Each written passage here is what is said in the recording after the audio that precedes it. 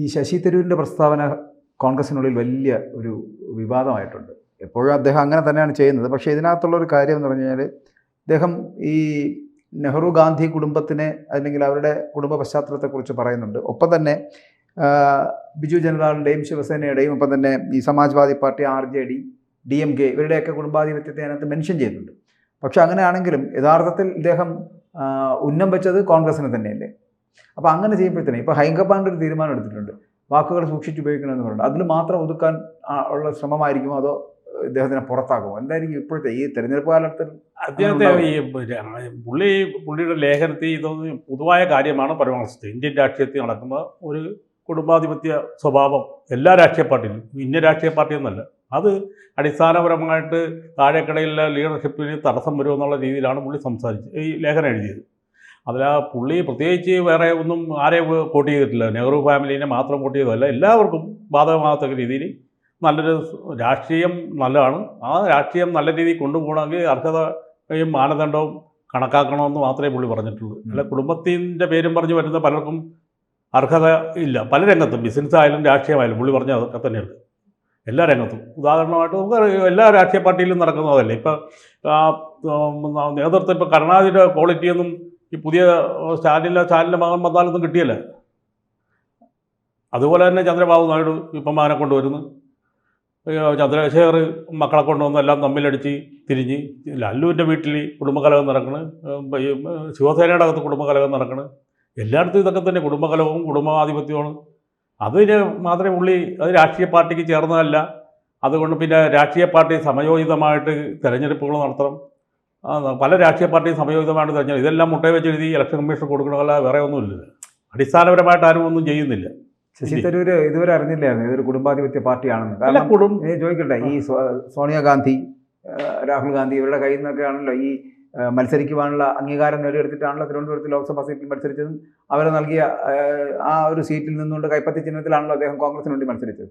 അപ്പോഴൊന്നും ഈ കുടുംബാധിപത്യം ഉണ്ടെന്ന് കുടുംബാധിപത്യം പുള്ളി നേരത്തെയും ഉള്ള ലേഖനങ്ങളിലൊക്കെ ഇതെല്ലാം എഴുതിയിട്ടുള്ളതുമാണ്.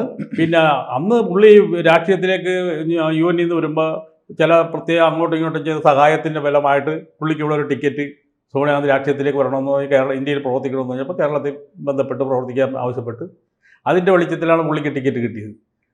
അല്ല പുള്ളി ഇതിനകത്ത് പുറകെ നടന്നിട്ടൊന്നും ഇവർ വാങ്ങിച്ചൊന്നുമില്ല. പുള്ളി പല പാർട്ടികളുമായിട്ട് സ്വാധീനമുണ്ട്. പുള്ളി പല പാർട്ടികളായിട്ട് സ്വാധീനമുണ്ട്. അന്ന് പുള്ളിക്ക് കോൺഗ്രസ്സാണ് നല്ലതെന്ന് തോന്നി പുള്ളി കോൺഗ്രസിനകത്ത് പ്രവർത്തിക്കണമെന്ന് താല്പര്യപ്പെട്ട് കോൺഗ്രസിനകത്താണ് അല്പമെങ്കിലും ജനാധിപത്യം ഉള്ളതെന്നാണ് പുള്ളി വിശ്വസിച്ചത്. പിന്നെ ഈ അകത്ത് കയറി കഴിഞ്ഞപ്പോഴാണ് ഈ പുള്ളിക്ക് ചില അഭിപ്രായ വ്യത്യാസങ്ങളൊക്കെ ഉണ്ടായത്. 20 വർഷമായിട്ട് പുള്ളി ഇവിടെ ഉണ്ട്. ഈ 20 വർഷമായിട്ട് പുള്ളിക്ക് മനസ്സിലായില്ലേ ഇത് മനസ്സിലാക്കാൻ, ഇതിനകത്ത് ജനാധിപത്യം ഇല്ലാന്ന് മനസ്സിലാക്കാൻ ഇത്രയും വർഷം വേണ്ടി? അല്ല, അതിന്റെ വെളിച്ചത്തിലാണല്ലോ പുള്ളി കഴിഞ്ഞ തെരഞ്ഞെടുപ്പിന് വരെ മത്സരിച്ച് 1000 ചില്ലറ വോട്ട് വരെ നേടി. 1000 ചില്ലറ പേര് വോട്ട് നേടുന്നത് വെറുതെ ഒന്നും അല്ല. അതിനുശേഷമാണ് ഇദ്ദേഹത്തിന് കുടുംബാധിപത്യത്തെ കുറിച്ച് കൂടുതൽ ബോധ്യമായത്. അല്ല, അങ്ങനെയല്ല. പുള്ളി നേരത്തെ പ്രസിഡന്റ് ആവാൻ കഴിയാത്തതിന് ശേഷം അല്ല, ഒരിക്കലും അല്ല. പുള്ളിയുടേതായ അഭിപ്രായം എന്നും തുറന്നു പറയാറുണ്ട് എല്ലാ കാര്യത്തിലും. അത് സോണിയാഗാന്ധിക്കും അറിയാം, സോണിയാഗാന്ധിയെ സംബന്ധിച്ചിട്ടുള്ള. സോണിയാഗാന്ധി ഈ പൊട്ടിയായിട്ടൊന്നും അല്ല അദ്ദേഹത്തിന് വീണ്ടും ഇവരെല്ലാവരും ഉണ്ണിത്താനൊക്കെ വായെടുത്ത് എപ്പോഴും എതിർക്കണ എല്ലാവരും. അപ്പോൾ പാർലമെൻ്ററി പാർട്ടി ഇവരാരും മിണ്ടിയല്ല ശശി തരൂരിന് എതിരായിട്ട്. എന്തെങ്കിലും പറയേണ്ട പാർലമെൻ്ററി പാർട്ടി വേണം. ഇവർ മിണ്ടാതായിരുന്നേച്ചും സോണിയാഗാന്ധി അദ്ദേഹത്തിനെ വീണ്ടും ചെയർമാനാക്കിയെന്ന കഴിവില്ലാഞ്ഞിട്ടാണ്. ഇവരെല്ലാവരും ഉണ്ടായിരുന്നില്ല. അപ്പോൾ കഴിവ് പുള്ളിക്കുണ്ട്. ആ കഴിവിനെ മാനിച്ചുകൊണ്ട് തന്നെയാണ് പാർട്ടി നിൽക്കുന്നത്. പാർട്ടിയിൽ നിന്ന് പുറത്ത് കളയാൻ വേണ്ടിയിട്ട് ഒന്നുമില്ല.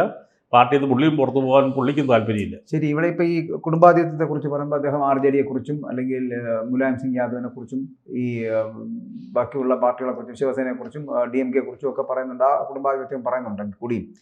ഈ കോൺഗ്രസിനകത്തേക്ക് വരുന്ന ഈ കുടുംബാധിപത്യം ചിലപ്പോൾ നോർത്ത് ഇന്ത്യയിലൊന്നും വലിയ വിപ്ലവം സൃഷ്ടിക്കില്ലായിരിക്കും. പക്ഷേ കേരളത്തിലെത്തുമ്പോൾ ഇത് വലിയ വിപ്ലവമാകുന്നുണ്ട്.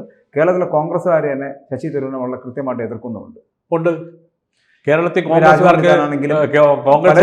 പല രാഷ്ട്രീയക്കാരും വളരെ നിശ്ചിതമായി വിമർശിക്കുന്ന കേരളത്തിലെ കോൺഗ്രസ് രാഷ്ട്രീയത്തിൽ നിൽക്കുന്നവരോ ഈ മറ്റ് രാഷ്ട്രീയ പാർട്ടിക്കാർക്കും ശശി തരൂരിൻ്റെ ഒരു സംശുദ്ധനായ ഒരു രാഷ്ട്രീയ പ്രവർത്തനം വന്നു കഴിഞ്ഞാൽ ഇവരുടെ പലരും ഒളിഞ്ഞും പളിഞ്ഞുമുള്ള അധികാരത്തിൽ വന്നു കഴിഞ്ഞാൽ പലതും നടക്കാൻ വരും. നാളെ അദ്ദേഹം ഒരു CM ആയി നോക്കട്ടെ. ഇവർക്കാർക്കും ഇഷ്ടമില്ല CM ആക്കാൻ അദ്ദേഹത്തിന്. എന്ന് വെച്ചാൽ നാളെ വഴിവിട്ടൊരു കാര്യം നടക്കിയാലെന്നറിയാം. അതിൻ്റെ വെളിച്ചത്തിലൊക്കെയാണ് ഇവരെ എതിർക്കണവും അതും പരസ്യമായിട്ട് എതിർത്തുകൊണ്ടിരിക്കുന്നത്. അല്ല, ഉണ്ണിത്താനൊക്കെ ഇത്ര ഉണ്ണിത്താനൊക്കെ ഉണ്ണിത്താൻ ഈ കേരള രാഷ്ട്രീയത്തിൽ ഉണ്ണിത്താനെ കുറിച്ച് നമുക്ക് എല്ലാവർക്കും അറിയാം. ഉണ്ണിത്താൻ ആരെയാണ് വിമർശിക്കാത്തത്? അദ്ദേഹത്തിന് കൈപിടിച്ച് ഉയർത്തിക്കൊണ്ടുവന്ന കെ കരുണാകരൻ അദ്ദേഹം ഒരു കാലഘട്ടത്തിൽ നിരന്തരം വിമർശിച്ചിട്ടുണ്ട്. എ കെ ആൻ്റണിയെ വരെ വിമർശിച്ച് കുറേ നാൾ മുരളീധരൻ്റെ പുറയിലായിരുന്നു. ഉണ്ണിത്താൻ വിമർശിക്കാത്ത ആരുണ്ട് കേരള രാഷ്ട്രീയത്തിൽ? ഇപ്പോൾ ശശി തരൂരിൻ്റെ പുറകെ ആർക്കോ വേണ്ടിയിട്ട് വക്കാലത്ത് ഏറ്റെടുത്ത് പുള്ളി ആരുടെയോ വക്താവായിട്ട് കടന്ന് വിമർശിച്ചുകൊണ്ടിരിക്കുക. അതിൻ്റെ പ്രത്യുപകാരം പുള്ളിക്ക് കിട്ടി. എന്താണ് ആ പ്രത്യുപകാരം? രാഷ്ട്രീയകാര്യ സമിതി വന്നില്ലേ? അപ്പോൾ ആർക്ക് വേണ്ടിയിട്ടായിരിക്കും അങ്ങനെ കുഴൽ അത് സംഘടനാ ജനറൽ സെക്രട്ടറിക്ക് വേണ്ടിയിട്ടായിരിക്കും. K C Venugopal. ഒരാളെ CM പോസ്റ്റിൽ നിന്ന് ചവിട്ടി പുറത്താക്കി അത്രയും പുള്ളിക്ക് വഴി തെളിഞ്ഞു വരികയാണ്. അപ്പോൾ ഘട്ടം ഘട്ടമായിട്ട് ഓരോരുത്തരെ പുള്ളി പുറത്താക്കിക്കൊണ്ടിരിക്കുക. ഉണ്ണിത്താൻ ഏതിനെ ശ്രമിച്ചു കഴിഞ്ഞാൽ ശശി തരൂർ പുറത്താവും. പുറത്താക്കാൻ വേണ്ടിയുള്ള ശ്രമം. പക്ഷേ ഒന്നും ആകണില്ല. ഉണ്ണിത്താനെ അല്ലെങ്കിൽ സംഘടനാ ജനറൽ സെക്രട്ടറിയോ പാർട്ടി നേതൃത്വം ഉണ്ണിത്താനെ വിലക്കണം. ഉണ്ണിത്താൻ പാർലമെന്ററി മെമ്പറാണ്. ഉണ്ണിത്താൻ എന്തെങ്കിലും പരാതി ഉണ്ടെങ്കിൽ അത് രേഖാമൂലം പാർലമെന്ററി പാർട്ടി കൊടുക്കുക. അതല്ലാതെ ഉണ്ണിത്താൻ ഈ മീഡിയയുടെ മുന്നിൽ ചെന്ന് ശശി തരൂരിനെ, അതും കോൺഗ്രസിന്റെ വർക്കിംഗ് കമ്മിറ്റി മെമ്പറാണ്, അദ്ദേഹത്തിന് വിമർശിക്കേണ്ട കാര്യം ഉണ്ണിത്താൻ എന്ത് കാര്യം?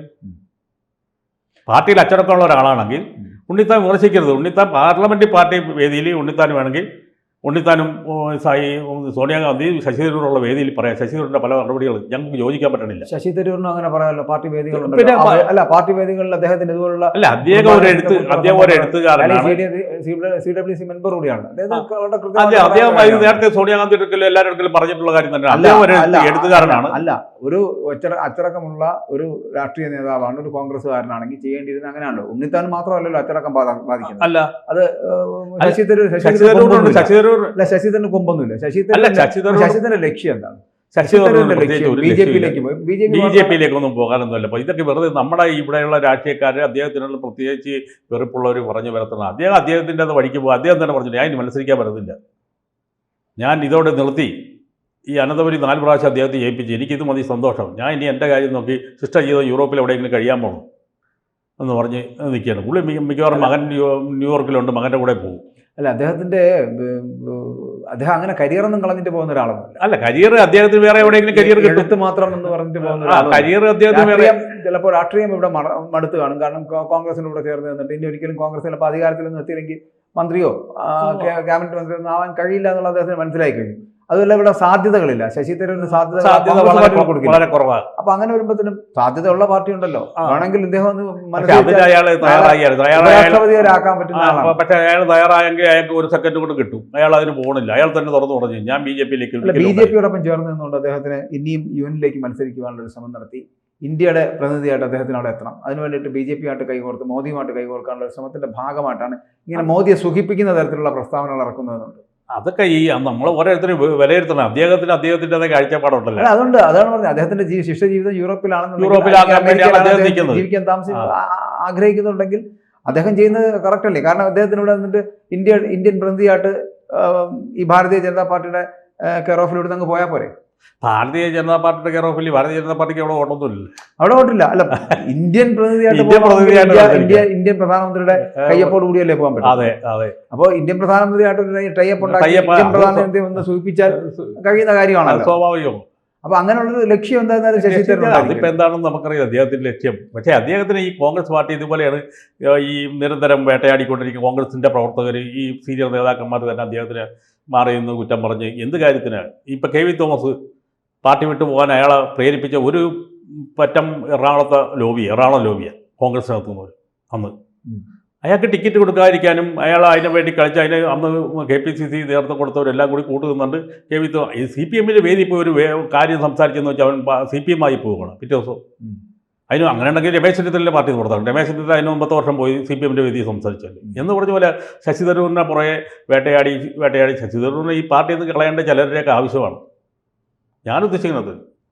അതല്ലാതെ വെറുതെ ശശി തരൂരിൻ്റെ പുറകെ കുറ്റം പറഞ്ഞ് ഈ ഇതെല്ലാം അറിഞ്ഞിട്ടല്ല അയാൾക്ക് ടിക്കറ്റ് കൊടുത്തത്. അയാൾ രാഷ്ട്രീയക്കാരനല്ല, അയാളുടെ മറ്റു ചില കഴിവുകൊണ്ട് എഴുത്തുകാരനാണ്, മറ്റ് ക്വാളിറ്റി ഉണ്ടെന്ന് അറിഞ്ഞിട്ടാണല്ലോ സോണിയാഗാന്ധി ടിക്കറ്റ് കൊടുത്തത്. അല്ലെങ്കിൽ അന്ന് കൊടുക്കരുതായിരുന്നു. ഇവർ നിങ്ങൾക്ക് ടിക്കറ്റ് ഇല്ല, നിങ്ങൾ പാർട്ടിക്കാരുമായിട്ട് ബന്ധമില്ല. ഇതിനു മുമ്പേ ഇവർക്കറിയാമല്ലോ, നെഹ്റുവിനെയും വിമർശിച്ചാൽ പുസ്തകം എഴുതിയിട്ടുള്ളതാണല്ലോ. ഈ രാഷ്ട്രീയത്തിൽ വരുന്നതിന് മുമ്പ് അത് ചൂണ്ടിക്കാണിക്കായിരുന്നല്ലോ. അപ്പം അതൊക്കെ കഴിഞ്ഞിട്ട് പിന്നെ രാഷ്ട്രീയത്തിൽ വന്ന അയാൾ കോൺഗ്രസ് പാർലമെൻ്ററി പാർട്ടിയിൽ 4 വട്ടം ജയിച്ച് വന്നിട്ടും അയാളുടെ വ്യക്തിപരമായ വോട്ടും കോൺഗ്രസിൻ്റെ വോട്ടും എല്ലാം കൊണ്ടാണ് അയാൾ ജയിക്കണം. കോൺഗ്രസിൻ്റെ ഒരു പറ്റം വോട്ട് കിട്ടും. കോൺഗ്രസ്സുകാർ അയാൾ തോൽപ്പിക്കാൻ ശ്രമിച്ചിട്ടുണ്ട് ഇവിടെ പരസ്യമായിട്ട്. എന്നിട്ടും അയാൾ വ്യക്തിപരമായിട്ട് വോട്ട് കിട്ടി ജയിച്ച് വരുന്നു. അപ്പോൾ ഈ കോൺഗ്രസിനകത്ത് തന്നെ കോൺഗ്രസിൻ്റെ കുറേ ആളുകൾക്ക് വേണ്ടിയിട്ട് ഇങ്ങനെ ഓരോരുത്തരെ കഴിവുള്ളവരെയൊക്കെ ചവിട്ടി പുറത്താക്കിക്കൊണ്ടിരിക്കുകയാണെങ്കിൽ കോൺഗ്രസിൻ്റെ ഭാവി ഇനിയും അവതാളത്തിലേക്ക് പോകുള്ളൂ. അല്ല, ഈ ബീഹാർ തെരഞ്ഞെടുപ്പൊക്കെ വരുന്ന ഈ സമയത്തിന് ഇങ്ങനെ ചെയ്തത് ശരിയാണെന്ന് തോന്നുന്നുണ്ട്. ബീഹാർ തെരഞ്ഞെടുപ്പിൽ നിന്നും ഈ പുള്ളിയുടെ ലേഖനമായിട്ടൊന്നും ഒരു ബന്ധം, അതൊക്കെ ഈ കേരളത്തിൽ മാത്രമേ ഇതിൻ്റെ പുറകെ നടക്കാനുള്ളൂ. കേരളത്തിൽ നേതാക്കന്മാർ ഇപ്പോൾ ദേശീയ തലത്തിൽ ഏതെങ്കിലും ഒരു നേതാവായി ഇതിൻ്റെ പുറകെ പിടിച്ചിട്ടില്ല. ഇല്ല, കേരളത്തിൽ തന്നെ തദ്ദേശ സ്വയംഭരണ തെരഞ്ഞെടുപ്പ് കഴിഞ്ഞാൽ നിയമസഭാ തെരഞ്ഞെടുപ്പ് വരുന്നു. അപ്പോഴൊക്കെ ഇങ്ങനത്തെ ഒരു ഇത് തന്നെ ലേഖനം തന്നെ പുള്ളി നേരത്തെ കൊടുത്തത്. ഇത് തെരഞ്ഞെടുപ്പ് കണ്ടെണ്ണ മുന്നിൽ കണ്ടെണ്ണൊന്നും പുള്ളി ലേഖനം തയ്യാറാക്കി കൊടുത്തതല്ല. ഇല്ല, അങ്ങനെയല്ല. അത് ഒരു പാർട്ടിയോട് അച്ചടക്കമുള്ള ആളാണെന്ന് പറഞ്ഞു കഴിഞ്ഞാൽ പാർട്ടി വേദികളുണ്ട്. ആ പാർട്ടി വേദികളിലാണ് അത് സംവദിക്കേണ്ടത്. അവിടെ സംബന്ധിച്ച് അത് തീരുമാനമായില്ല എന്നുണ്ടെങ്കിൽ ഇദ്ദേഹത്തിന് പറ്റില്ലെങ്കിൽ കളഞ്ഞിട്ട് പോകണ്ടേ? അല്ല, അത് പുള്ളി സോണിയാഗാന്ധിയോട് സംസാരിച്ചിട്ടുണ്ട്, നേരത്തെ സംസാരിച്ചിട്ടുണ്ട്. അതിൻ്റെ വെളിച്ചത്തിലാണ് സോണിയാഗാന്ധി ഇയാൾക്ക് പലതും അംഗീകാരങ്ങൾ കൊടുത്തിരിക്കുന്നത്. സോണിയാഗാന്ധി ഒരാൾ വിചാരിച്ചിട്ട് തീരുന്നല്ലോ AICC എന്ന് പറയപ്പെടുന്നത്. ഈ സോണിയാഗാന്ധി ഒരാൾ ഈ ഇപ്പോഴത്തെ കണ്ടീഷനിലും സോണിയാഗാന്ധിയൊക്കെ തീരുമാനിക്കുന്നത് ഇയാൾ പറഞ്ഞ കറക്റ്റ് അല്ലേ? കുടുംബാധിപത്യം പിണറായി വിജയൻ എടുക്കുന്നത് സോണിയാഗാന്ധി എടുക്കുന്ന കാര്യങ്ങൾ. അതുകൊണ്ടാണല്ലോ പുള്ളി പൊതുവായ കാര്യങ്ങളാണ് അയാൾക്ക് ആവശ്യമുള്ള കാര്യങ്ങളെല്ലാം നേടിയെടുക്കാം. അത് സോണിയാഗാന്ധി അത് ഒന്നുമല്ല. അത് അവർക്കും പല കാര്യങ്ങളും ഇയാളെ കൊണ്ട് കിട്ടിക്കാണുമല്ല, അതുകൊണ്ടായിരിക്കുമല്ല. അല്ല, അതെന്ത് കാര്യങ്ങളാണ് അങ്ങനെ കോൺഗ്രസിന് വ്യക്തിപരമായിട്ട് കോൺഗ്രസിനെ ഇയാൾ സഹായിച്ചു കാണും പല കാര്യങ്ങളും. അല്ല, എന്തെങ്കിലുമൊക്കെ സഹായിച്ചിട്ടില്ല, അങ്ങോട്ടും ഇങ്ങോട്ടൊക്കെ പലം കാണും. പിന്നെ ഈ രാഹുൽ ഗാന്ധിയുടെ പല പ്രവർത്തനങ്ങളുമായിട്ട് ഇവർക്കാർക്കും യോജിപ്പില്ലായിരുന്നു നേരത്തെ തന്നെ. നമുക്കറിയാം, ഇവരെല്ലാം G23 ഒക്കെ ആയിട്ട് ബന്ധപ്പെട്ട് നിന്നവരാണ്. ഈ മനീഷ് തിവാരി ആകട്ടെ, മുകുൾ വാസനിക്കാകട്ടെ, ഈ കപിൽ സിബൽ, അവരെല്ലാം പകുതി പേരും പാർട്ടി വിട്ടുപോയി. ഇനി അതിനകത്ത് ശേഷിക്കുന്ന ശശി തരൂരും ആനന്ദ് ശർമ്മയും മാത്രം ഇതിനകത്ത് നേരിട്ട് പാർട്ടിയുടെ അധികാര പരിധികളിൽ നിൽക്കുന്നു. ബാക്കിയുള്ളവർ മനീഷ് തിവാരിനെയൊക്കെ ഇവർ ഒതുക്കി പാർലമെന്റിൽ അനക്കാതെ വെച്ചിരിക്കുക, ഒരു വേദി പോലും കൊടുക്കില്ല സംസാരിക്കാൻ. മുകുൾ വാസനിക്ക് ഒന്നുമില്ല, അവിടെ ചാർജ് കൊടുത്ത് ചുമ്മാ ഒരു അധികാരം എന്ന് പറയാനൊന്നുമില്ല. അപ്പം അത് എല്ലാം പുള്ളിക്കും അറിയാം, ഇതെല്ലാവർക്കും അറിയാവുന്ന സംഭവമാണ്. അതുകൊണ്ടാണല്ലോ പുള്ളിക്ക് 1000 ചില്ലറ വോട്ട് വരെ കിട്ടി. കേരളത്തിൽ നിന്ന് നമുക്കറിയാം. വളരെ ശിഷ്ടമാണ്. മോദിയോട് എന്തായാലും ഒരു സോഫ്റ്റ് കോൺട്രാ ഉണ്ട്. ഉണ്ട്. അത് അയാൾ പരസ്യമായിട്ട് പറയാൻ മാത്രമേ, ഇവിടെ പല നേതാക്കന്മാർ രഹസ്യമായിട്ട് ചെയ്യുന്ന കാര്യം അയാൾ പരസ്യമായിട്ട് പറയുന്നു. അതായത് മോദിയോട് ആ തരത്തിൽ അയാൾ പറഞ്ഞല്ല, ഇന്ത്യൻ പ്രധാനമന്ത്രിയും ഇന്ത്യ ഭരിക്കുന്ന പാർട്ടിയും ചെയ്യുന്നത് വളരെ കൃത്യമാണ് എന്നുള്ള ഉറപ്പ് ശശി തരൂരുണ്ട്. ഇല്ല, അയാൾ തെറ്റുകളിൽ പല വിഷയങ്ങളും മോദിയുടെ കാര്യങ്ങൾ എതിർത്തിട്ടുണ്ടല്ലോ. ഈ BJPയുടെ ഗവൺമെന്റ് നയപരിപാടികളും പല കാര്യങ്ങളും തെറ്റിനെ എതിർത്തിട്ടുണ്ട്. ശരിയാണെന്ന് തന്നെ അയാൾ അംഗീകരിച്ചിട്ടുണ്ട്. എന്നാൽ കോൺഗ്രസ് പാർട്ടി എടുക്കുന്ന പല തീരുമാനങ്ങളും ഇയാൾ അംഗീകരിക്കുന്നില്ലല്ലോ. കോൺഗ്രസ് പാർട്ടി എടുക്കുന്ന എല്ലാ കാര്യങ്ങളും അംഗീകരിക്കാൻ ചിലപ്പോൾ അയാൾക്ക് ബുദ്ധിമുട്ട് കാണും.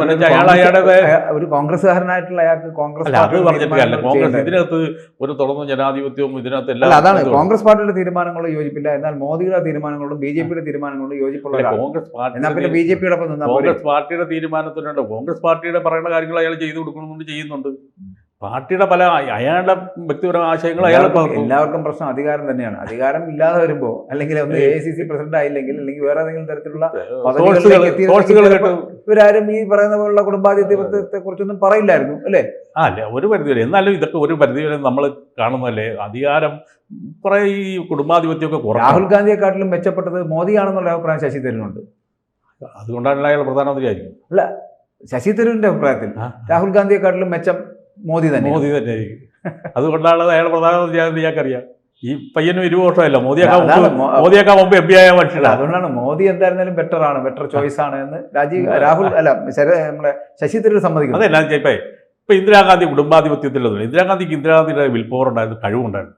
അവർ കുടുംബാധിപത്യത്തിൽ നെഹ്റുവിന്റെ പിന്നാലെ വന്നതല്ല.